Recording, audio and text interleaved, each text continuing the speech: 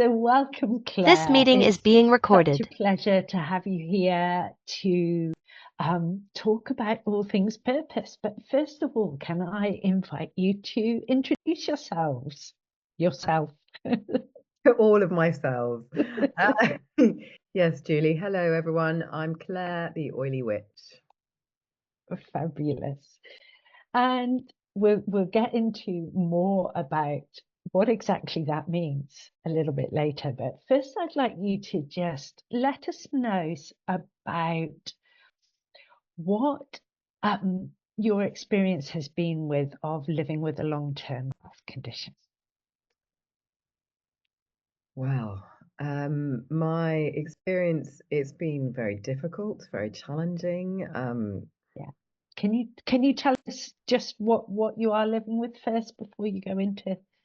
Yeah, sure. So I have a condition called Ehlers-Danlos, which is a tissue connectivity disorder, autoimmune. I've got Raynaud's and I've got interstitial cystitis and various other little things that are directly related, which are play a big part in limiting my lifestyle, really.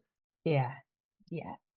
And when did that start for you? How long have you been experiencing that? Um, I think I've had challenges all my life, but I got diagnosed after a lot of campaigning to get diagnosed. It took me about 6 years to get a diagnosis because my second child couldn't crawl properly. And someone said, oh, the health visitor said, I think your son's hypermobile. And I thought hypermobile meant that people could do the splits and bend their fingers back to their wrists and stuff like that. I didn't know what it really meant, and that really started my journey.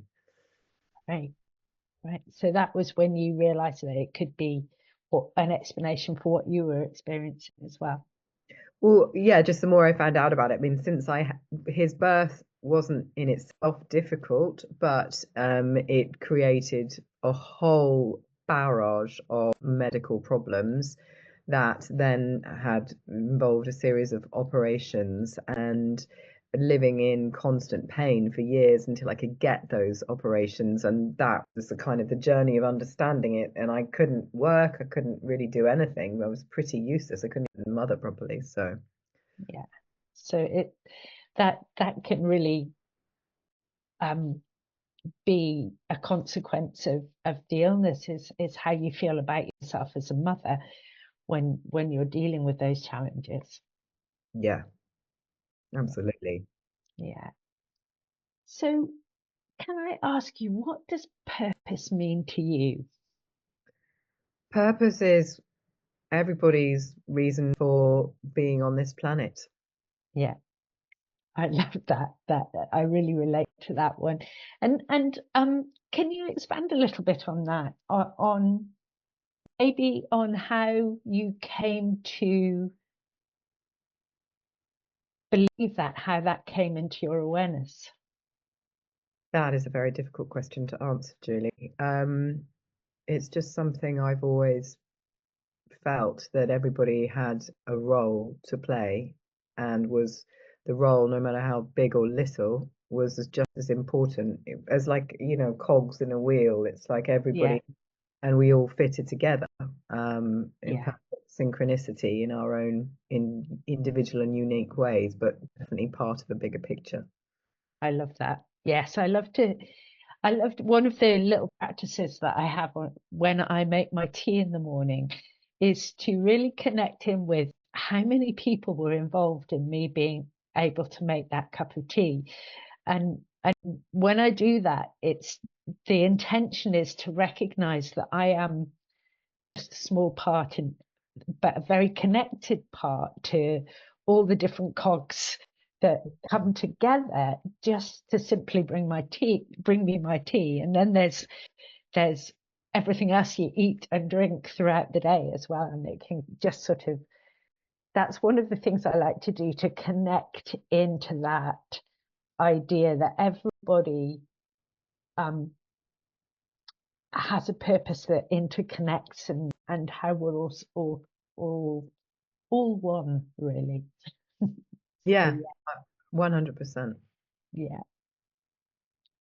So, how have you, with all the challenges you've had with the long-term health condition, how have you been able to balance a sense of purpose with what you've been going through? With a great deal of struggle, because I guess, well, I had to start again, really. I had to start again with what I was doing as a career and just kind of find my way. And that was very difficult because I very much identified with my work, and am someone who likes to work. I'm not somebody who enjoys not working. Work's always brought me pleasure. And Mhm. so losing that sense of identity, and having to literally be reborn and reborn in a completely different shape, mold, way has been quite challenging. And it's been quite a lonely road because I don't think there's a lot of support, proper support for people unless you've got money to pay for it. But if you can't earn, then where do you find the money to pay for it? And it's this like conundrum that just goes round and round and round. Self-esteem takes a battering because you don't have many ways of judging how well you're performing in the world. You don't really feel like you've got a purpose because you're finding your way. It's very much kind of like a journey, a shrouded journey. You don't know what's coming out at the other end. It's like having faith. And each step you take is obviously you advance, but you don't know where that step is going to land, where you're going. It's just, and it's quite scary. Yeah, Yeah, it's quite scary and just, yeah, hard work, but it's been worth it. yeah. I haven't had a similar journey of basically having to turn to self-employment in order to manage the needs of the condition, and in order to be as well as I possibly could.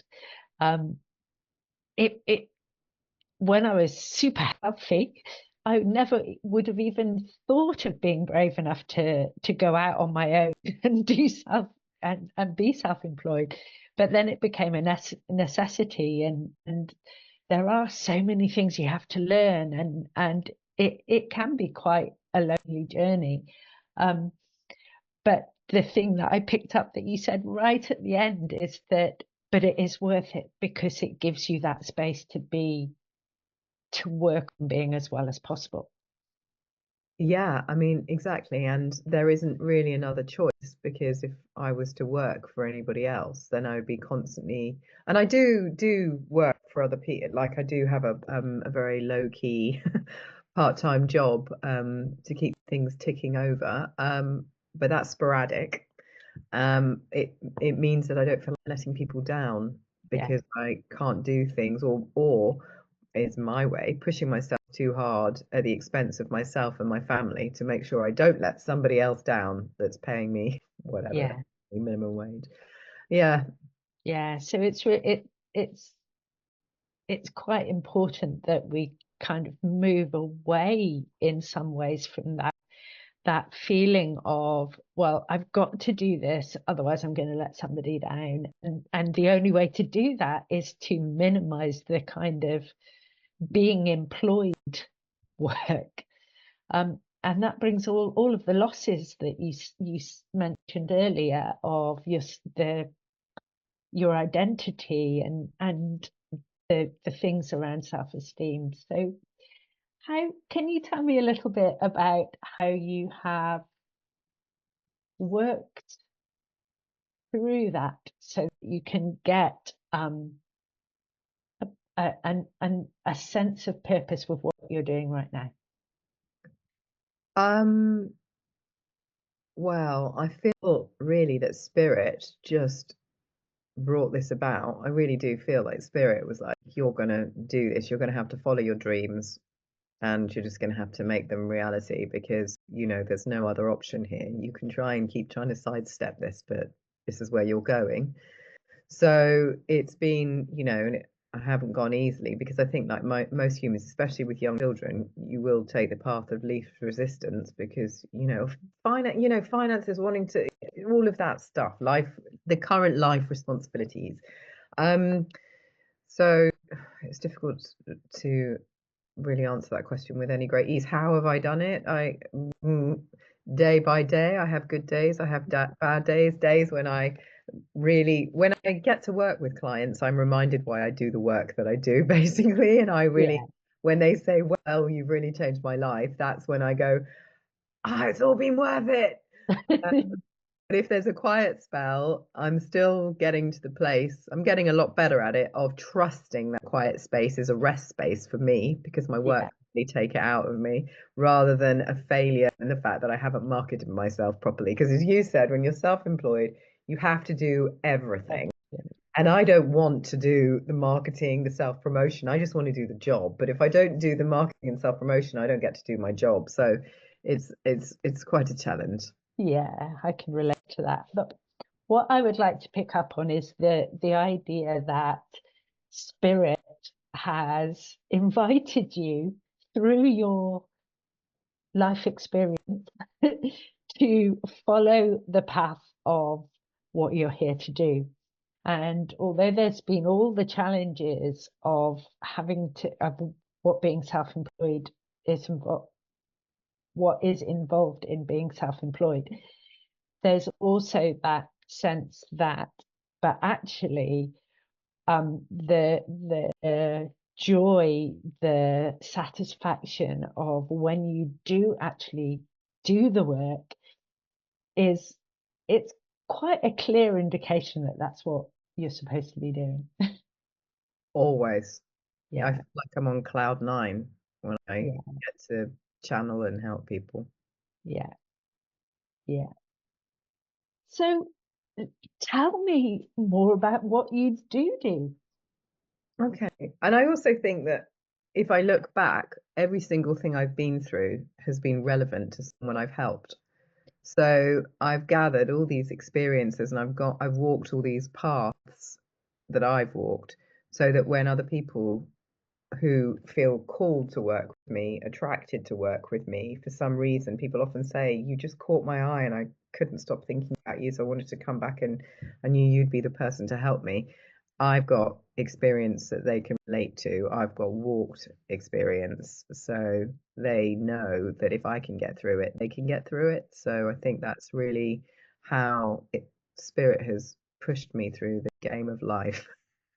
Yeah, and I think that's something really important for everybody to recognize about purpose is that all the challenges that we are overcoming are things that make us unique in terms of what we have to offer other people. And it might not be that every single thing we go through, we have to offer other people, but we have that there as a resource that and all those resources that make us the unique person that we are, and that calls to the people who will benefit from what we've got to offer. That is And so true. yeah, so I guess for those who are listening, I just want to kind of encourage that those challenges that you might be dealing with right now, um, are maybe part of what will make you very special to somebody who needs your support at some point in the future. So That that's what I tell my clients all the time. Every single trauma that you've got is like a learning curve for you to become wiser and share that with someone else. So yeah. it's there's always silver linings. So what do I do? Well, I combine aromatherapy with astrology, hypnotherapy, and spiritual counseling, green witchery, and nutrition. So Wow. it's basically because I guess when I was so ill, I couldn't find these things within reach, like in the way that I wanted them to be. Yeah, with the spiritual aspect in all of them. So I started a journey into it where you're just like, well, if I can't find it, I'm going to learn it for myself. And it went from there really. And I just keep accumulating different things that I'm attracted to learn more of so that the Yeah, service I provide can be as comprehensive as possible for somebody so that I'm looking at them. I call it a 360-degree view. It's like I'm going to look at everything. I yeah, want to know where it came from, what's the origins, is it past life, this life, future life, is it, physical, emotional, all of, I want to know it all, and then I want to be able to provide guidance around solutions, and if not the solutions, which is where the hypnotherapy comes in with emotional reprogramming. So that's what I am doing at the moment, and I put it all into courses so people can learn what I know. fabulous. Yeah. So, do you have, are there particular issues that people come to you with, or um, is it quite general? What do you have a particular Niche. um, niche soul client? Or who do you love to work with? That is difficult to pin down. I guess I like working with anyone that understands that spirit is part of the picture Yeah, and their spiritual practice is as important as looking after their physical body and their emotional body. yeah, I deal with anybody that, you know, is open to that, really. That's the only criteria is they have to be aware. They don't have to know what it is even. Just yeah, the fact that there is part of there is a whole picture, the purpose, all this kind of stuff. Um, and be open to this and trust me. So it's someone that can look at me and think, yeah, she can look after me. So yeah. it's not like I can say, oh yeah, I'm a particular expert in this because it depends what this is. But I guess yeah, I take people that are not quite functioning properly and fine tune them so that they function better. Beautiful. That's a lovely description. So, is there anything that you're doing at the moment, or quite soon, that you want to talk about, or how will people get in contact with you? How can people work with you if they would like to do so? All my information's on my website, so oilywitch.co.uk. That's got all the different pathways. I have an Airbnb retreat. People can come and stay with me, block out some time, be healed, or just come for the day. I mean, I see people for quite a long time, as in for a lot, like like if you come for a full MOT, it's going to be to about 4 hours. It might be a couple of sessions, but I don't see people like some people. I see them once a quarter, but I don't see people like I'm not someone who wants to see the same person every week. It's not that I don't want to see you, it's just I won't need to. Yeah, It's the fact that I can get to the bottom of it and clear it pretty quickly. But in terms of what's going on at the moment, I've got a whole series of workshops and events running throughout 2025, following the full moons and the wheel of the year. And my thing is basically reconnecting people to the magic of Britain because I feel that people, because we haven't been allowed any magical culture for the last 2000 years, we often look abroad to other cultures for our spiritual awakening. And I'm saying it's here. This is such an ancient, magical land that you live on. So, can you please enhance your connection and let me show you how to this land, to the plants on this land, so that you can kind of like save on air miles, but also just kind of get a more powerful response. So I've got that running, like there's probably 2 events a month running for the whole of 2025. And other things I'm working on at this precise moment is an astrological calendar combining Celtic tree moons and the wheel of the year with astrology because I couldn't find one myself that was good enough that had British times on it. You can get ones with American times on, but I get really mixed up with time. So I was just like, I want a British calendar that tells people this is the British moon phase, which tree we're under, this is what it means, where the planets are, and yeah, so that's my latest project. Fabulous. That all sounds very exciting. I particularly love the idea of the magic of the land, and because when you're there, when you can connect to the magic of the land as it is, it can be so powerful. And absolutely, it is. Yeah, the ley lines. And when we're talking about people with chronic illness, which we are, you want to be connecting. You want to be barefoot on that land. You want to be drawing in as much of that land, and the land will want to share it. And the trees want to connect with us. They're so important to our well-being. Yeah, I love being in forest. Mm, me too. Yeah. Absolutely. Well, thank you very much for coming in and talking to us today about purpose. I will share all your links and description of everything with the podcast. So whoever's watching or listening, wherever you are, you will be able to find out more.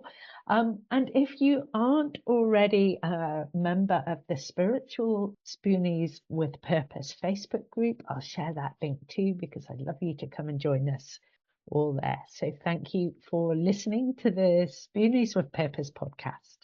Take care, everybody. Bye bye.